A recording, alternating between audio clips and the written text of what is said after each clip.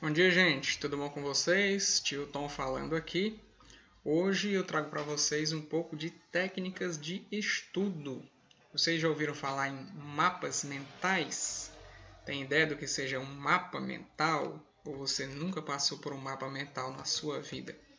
O mapa mental é uma técnica de estudo que pode te ajudar a ficar com as ideias mais claras na mente do que é que você tem que saber de cada matéria, certo? Como é que funciona a ideia básica do mapa mental? Como vocês estão vendo aí na tela, normalmente é feito assim: você tem uma ideia principal no centro e você vai colocando ao lado, né, várias outras ideias que têm a ver e você vai colocando como se fossem tópicos, de forma resumida. Então você não precisa escrever, por exemplo, um parágrafo inteiro no mapa mental. Você só tem que colocar algumas ideias lá, né, como vocês estão vendo aqui nesses cantinhos, ó, o mapa mental aqui. Vocês vão colocando ideias e aí você, já tendo lido, certo? Tendo feito uma leitura prévia do conteúdo, você só com essas palavrinhas-chave, a ideia é que você lembre do conteúdo. Dá para entender? É como se fosse para evitar que você faça muitas vezes uma leitura muito longa e cansativa. Às vezes você nem vai conseguir ler tantas vezes porque é uma leitura muito grande. Por exemplo, se você tem que ler 2 páginas que são só texto, pode ser cansativo e fica muita coisa para você lembrar depois. Então, o que é que você pode fazer? Você pode ler essa página e selecionar determinadas partes da página e aí você vai resumindo para que você possa estudar com maior eficiência. Eu, por exemplo, eu gosto de estudar dessa maneira. Eu tenho uma coisa aqui para ler, aí eu marco algumas partes mais importantes. Tem gente que usa marca-texto, tem gente que sublinha, certo? Tem gente que marca assim ao lado, de alguma forma, com um pontinho, com um asterisco. Mas então são vários tipos de técnicas de estudo para você fazer em casa, certo? Para te deixar mais eficiente no estudo. Você vai poder ler as coisas mais rápido, com isso você vai ler mais vezes e você vai estar, digamos que, economizando partes desnecessárias da sua leitura. Você vai se concentrar nas coisas mais importantes, certo? E uma técnica bem interessante para isso é o mapa mental. Eu trouxe um exemplo aí de mapa mental para vocês e depois eu vou lhes dizer como é que eu faço, certo? Além do mapa mental e como é que eu faço para chegar nele também, certo? Como eu disse, o primeiro de tudo é você ter uma leitura prévia. Você já tem que ter dado uma lida no conteúdo para depois você poder pensar em fazer um resumo, poder fazer um mapa mental, etc. Tá bom? Então vamos dar uma olhada nisso aqui. Eu procurei especificamente por resumo ou mapa mental para estudo de língua estrangeira, certo? Para inglês, né? No nosso caso. E encontrei esse mapa aqui que eu achei muito legal, certo? Aí, além desse mapa, eu vou falar para vocês algumas ideias importantes, né? Por exemplo, quando você faz a sua leitura, você tem que destacar, como eu disse, algumas partes. Então, você vai chegar em palavras-chave, em imagens-chave, que só de você olhar, você vai lembrar, esse conteúdo é sobre isso aqui, certo? Mas, como eu disse, só o mapa mental sozinho, ele não resolve, tá? Você precisa criar ele ou criar os seus resumos enquanto você está lendo a matéria previamente. Você vai ler tudo, né, que você precisa ler, e aí você vai fazer destaques, vai fazer anotações, e em cima disso você vai poder gerar o mapa mental, e depois você vai estudando pelas partes que você já fez. Então, primeiro você estuda a página do livro. Aí você marcou algumas coisas, você vai estudar aquelas coisas que você marcou. Depois você vai fazer novas marcações sobre o que você marcou. Eu vou mostrar isso.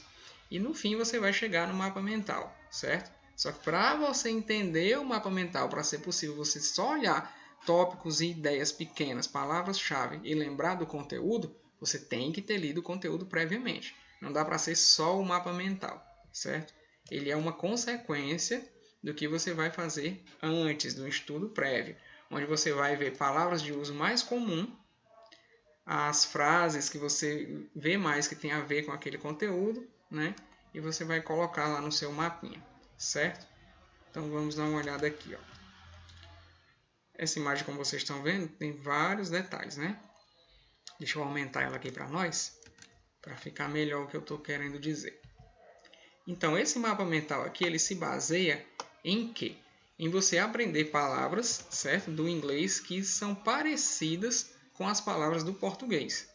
Como a gente já viu, tem muita palavra, como eu já disse a vocês, que são de origem latina, certo? Elas têm a mesma raiz na língua latina, tanto as palavras da língua inglesa quanto palavras da língua portuguesa. Por isso que algumas se parecem muito.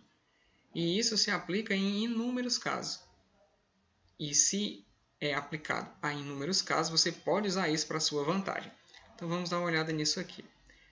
Deixa eu me afastar um pouquinho para cá e aumentar isso aqui um pouquinho mais para vocês verem como faz sentido essa ideia aqui, como é legal. Por exemplo, para você decorar palavras no inglês que tenha esse final aqui, ó, BLE, várias delas você pode ver que no português, o que acontece? Elas terminam com VEL, ó, com VEL. Então, em português, né, você tem confortável, em inglês você tem comfortable. Aqui o inglês possible, ó, esse BLE, é como se fosse o nosso VEL aqui, impossível. Terrible, olha aqui, BLE, aqui, terrível. Flexible, BLE, aqui, flexível. Às vezes o som muda um pouquinho, né? Por exemplo, a tônica, para nós é terrível, a tônica é aqui, para eles é terrible, a tônica é aqui. Mas nós estamos pensando mais a nível de escrita, para facilitar você lembrar de uma palavra que tem a ver, né? Que é parecida e como é que você vai escrevê-la. Então, outros aqui, ó. O sufixo mente da língua portuguesa, em inglês, normalmente, ó, eu estou usando mente, ó, normalmente, tem até bem aqui, ó, mente é o sufixo da palavra normal, né, uma coisa que você acrescenta ao fim da palavra normal, para dizer de que modo é feito aquilo, certo? Então, normalmente, esse sufixo mente, em inglês, você tem, ó, LLY, li, né? Então, socialmente, em português, em inglês, socially. Realmente, em português, em inglês, really. Veja que a raiz se mantém, ó, social e o sufixo mente. Aqui a raiz social e o sufixo li, né? Raiz real, sufixo li. Aqui a raiz é real. Então a raiz, ó, ou se mantém igual ou muito parecida, né? Outra aqui, ó, naturalmente, naturally. Normalmente, como eu já falei, normally. Finalmente, finally. Né? Que muda um pouco o som, mas a escrita é o mesmo. Final, final. Certo? Então, é um modo bem interessante de você aprender muita mesmo palavra em inglês. Ó. Vamos ver mais alguns exemplos. As coisas que terminam em dade no português e em inglês vão terminar em ti. Então, velocidade, velocity. Qualidade, quality. Capacidade, capacity. Cidade, city. Ó, manteve apenas o si. Ele repetiu aqui uma. Universidade, university. Outro. Mento. No português, no inglês você só tira esse O. Vira ment. Então, apartamento, apartment. Movimento, movement. Investimento, investment. Certo? Então, a ideia desse cara aqui foi fazer uma espécie de resumo de palavras-chave, certo? Para ele lembrar, né? E a dica que ele deu para si mesmo foi isso aqui, né? De colocar o sufixo em inglês e português para ele ver a diferença e aí coloca as palavras lado a lado. Esse é um exemplo possível de mapa mental, né? Tem vários estilos de mapas mentais possíveis a gente fazer. Existem os mais simples ainda, ó. Aquele dali talvez vocês achem um pouco grande, um pouco complicado, mas dê uma olhada nesse aqui. Ó. Vamos falar sobre passado em inglês, certo? Tem o Simple Past, tem o Present Perfect, tem o Past Perfect, tem o Past Continuous, tem Simple Present Continuous. Então tem muita forma de você falar dos verbos em inglês.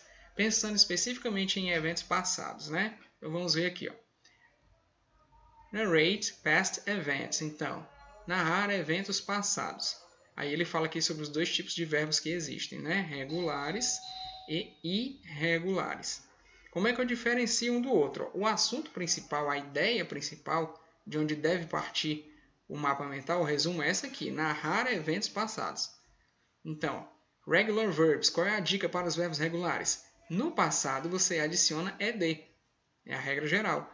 Tem caso em que é ied, tem caso em que é apenas a letra d, mas no geral é ed.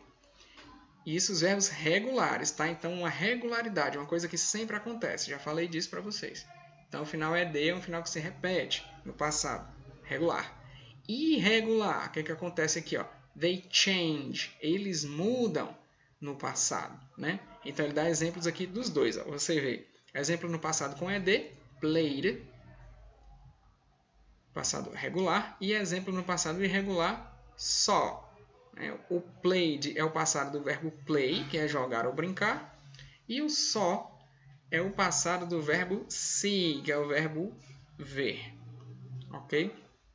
Então, esses são pequenos exemplos aí de como você pode bolar um mapa mental.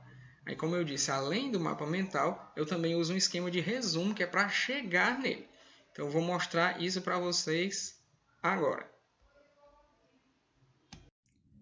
Então, gente, como é que eu costumo fazer para chegar no mapa mental? Eu começo com uma anotação a lápis, tá? No caso aqui, eu uso meu caderno. Aí eu anoto algumas coisas a lápis mesmo, por exemplo, se eu estiver na aula, né? Isso aqui é o processo que eu faço durante as minhas aulas da faculdade. Eu anoto alguma coisa que o professor fala, alguma coisa que eu acho importante, e depois, quando eu estou em casa, é que eu faço uma nova leitura e aí eu passo a limpo. Então, aqui, lápis, depois eu vou lendo, e aí eu não preciso vocês fazerem exatamente como eu estou fazendo. Isso aqui é o meu método, tá?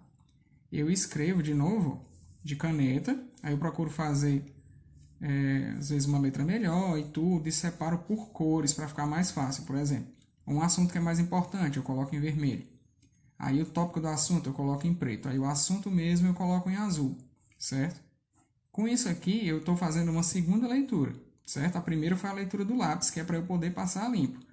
Depois disso feito, depois que eu reescrevi o texto aqui em azul, eu tiro o lápis e faço uma nova leitura. Deixa eu mostrar aqui para vocês como é que fica.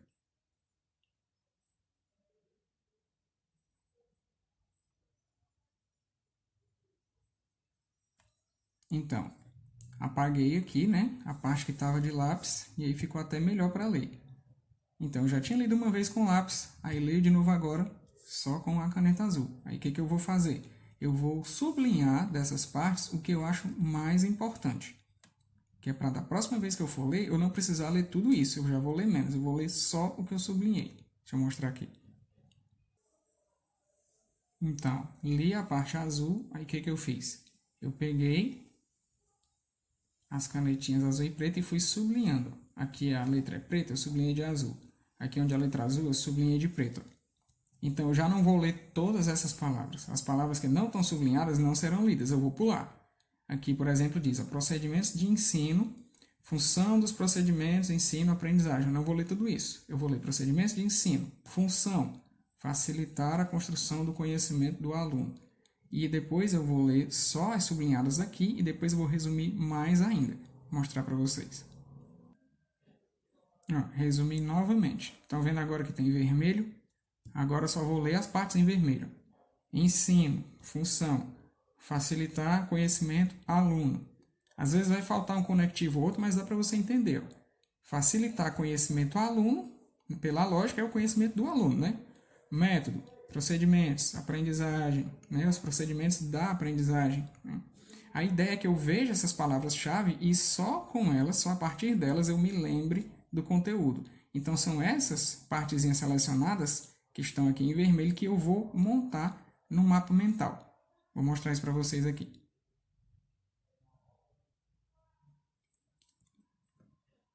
Então, aqui, gerei o meu mapa mental. Peguei a ideia central, que são os procedimentos de ensino, no caso aqui desse meu estudo. Destaquei algumas palavras-chave e coloquei descrição delas também com aquele resuminho que eu tinha feito. Então, ensino, função, facilitar o conhecimento. Até o do aluno eu tirei, porque se eu estou na função de ensinar, eu estou ensinando ao aluno, então nem precisa colocar isso aqui.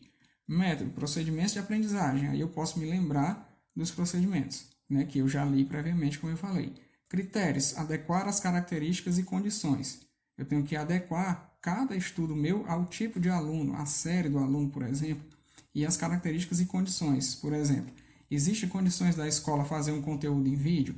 Existem condições de eu colocar uma música durante a aula? Esse tipo de coisa. Isso no meu caso específico. Então, esse é o meu método. Leio, faço um resumo, sublinho, tiro palavras-chave do meu sublinhado e faço um mapinha mental para lembrar do geral das ideias. Ok? Isso é o meu método de mapas mentais, mas cada um pode ter o seu. Na internet tem muitos modos de você ver e criar os seus mapas mentais. Vocês podem dar uma pesquisada e montar um mapinha mental aí de um estudo qualquer de inglês. Aguardo vocês Façam mais isso tarde para na mim. nossa live. Ok? Goodbye. Até lá.